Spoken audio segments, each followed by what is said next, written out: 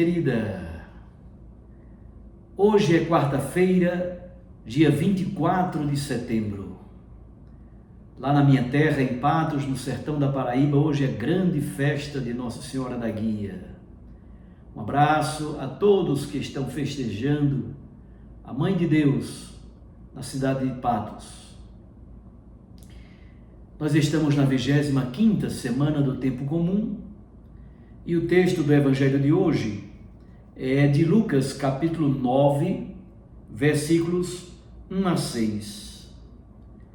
Naquele tempo, Jesus convocou os 12, deu-lhes poder e autoridade sobre todos os demônios e para curar as doenças.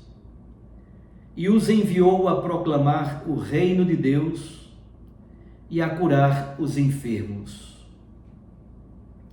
E disse-lhes: não leveis nada para o caminho, nem cajado, nem sacola, nem pão, nem dinheiro, nem mesmo 2 túnicas.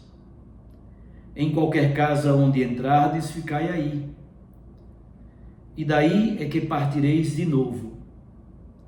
Todos aqueles que não vos acolherem, ao sairdes daquela cidade, sacudi a poeira dos vossos pés, como protesto contra eles.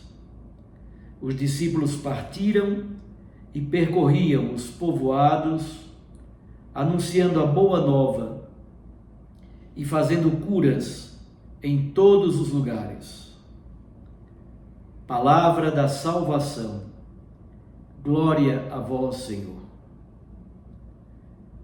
Minhas irmãs e meus irmãos, a liturgia de hoje nos coloca diante de um dos momentos mais fortes, mais marcantes da vida de Jesus e dos seus discípulos.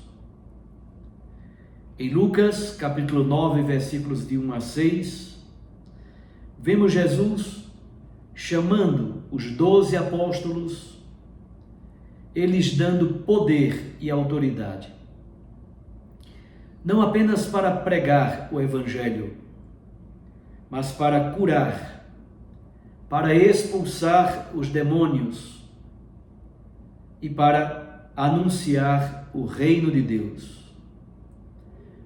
O que chama a nossa atenção é que essa autoridade não é dada para que eles fiquem parados, mas que eles saiam, que eles partam em missão, se ponham a caminho. Jesus é bastante claro nas instruções. Primeiro, eles não devem levar nada,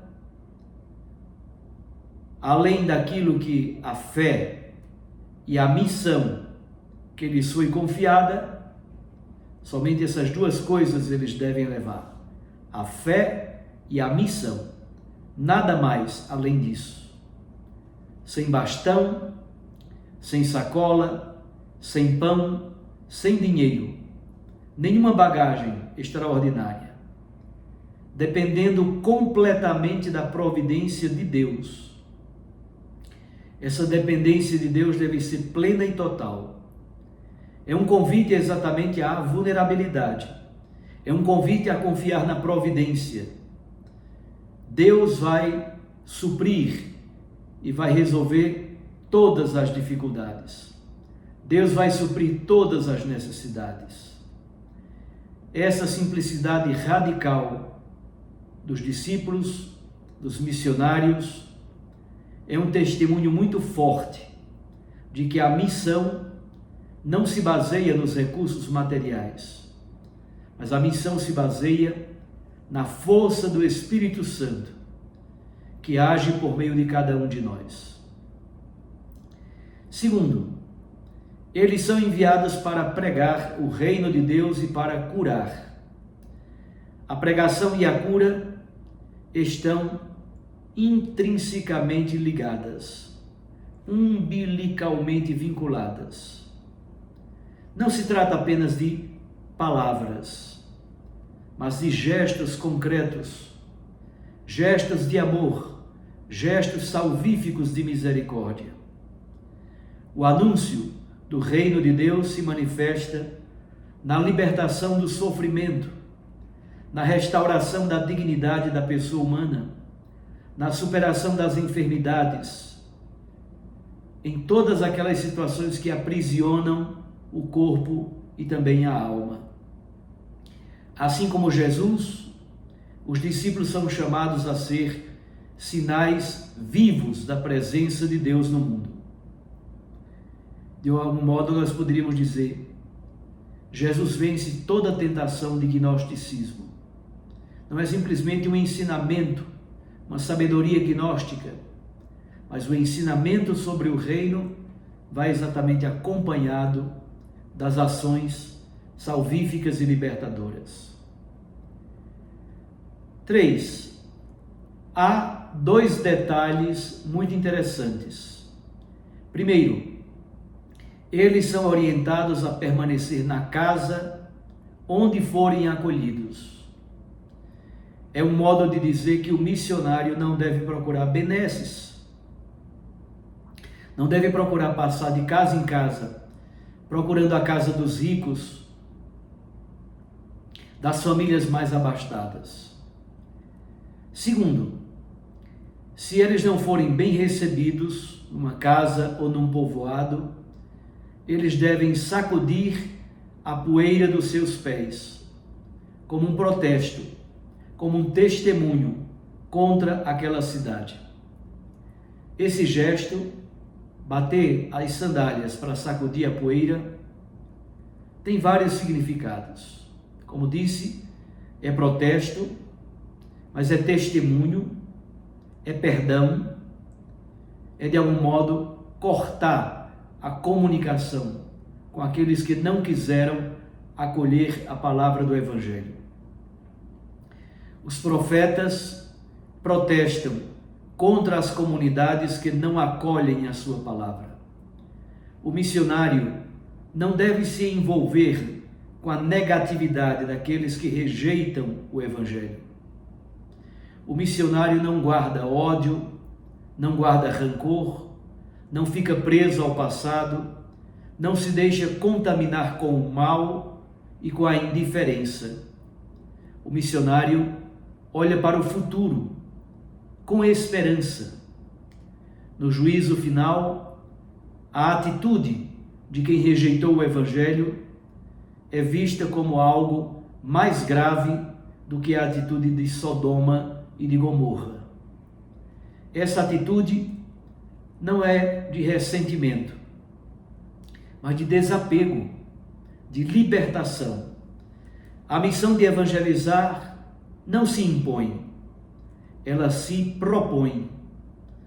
A palavra, como diz o Salmo, como diz Isaías, a palavra não volta vazia. É como a chuva e a neve que cai. A palavra não volta para Deus sem produzir o seu efeito. O reino de Deus avança independentemente da nossa aceitação. A fé é um dom que deve ser aceito livremente. Ao sacudir a poeira das sandálias, os discípulos afirmam que a responsabilidade pela recusa não é deles, mas exatamente daqueles que fecharam os seus corações. A conclusão do texto, no versículo 6, é muito bela. Os discípulos partem, percorrem os povoados, anunciam o Evangelho, curam os enfermos.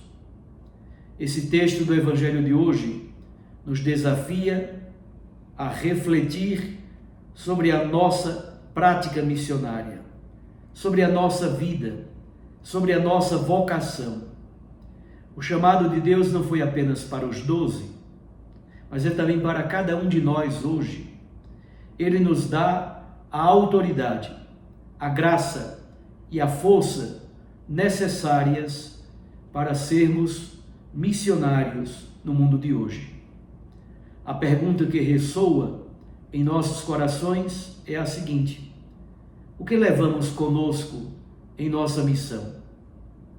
Temos carregado o peso de nossas ansiedades, dos nossos medos, das nossas inseguranças?